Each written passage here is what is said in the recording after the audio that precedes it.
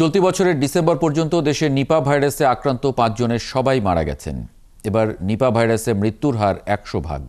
বৃহস্পতিবার রোগতত্ত্ব, রোগ নিয়ন্ত্রণ ও গবেষণা ইনস্টিটিউট আয়োজিত মতবিনিময় অনুষ্ঠানে এসব তথ্য জানানো হয়। অনুষ্ঠানে জানানো হয় 2023 সালে নিপা ভাইরাসে মৃত্যুর হার ছিল 77%। গত বছর 13 জন নিপা ভাইরাসে আক্রান্ত হয়েছিলেন, তাদের মধ্যে মারা যান 10 জন।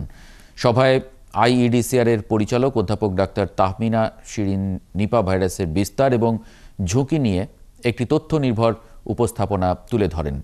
তিনি জানান, এবছর আক্রান্তদের 5 জনের মধ্যে 5 জন পুরুষ, 1 জন নারী। আক্রান্তদের 6 জনের মধ্যে 5 জন পুরুষ, 1 জন নারী। এদের মধ্যে 2 জন শিশুও ছিল। মারা যাওয়া 5 জনের মধ্যে 2 জন মানিকগঞ্জের বাসিন্দা।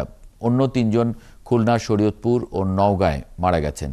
জানান, 2029 সালের মধ্যে ভ্যাকসিন আসতে পারে। আগামী বছর দেশে অক্সফোর্ডের নিপা ভ্যাকসিনের সেকেন্ড ফেজের ট্রায়াল হবে।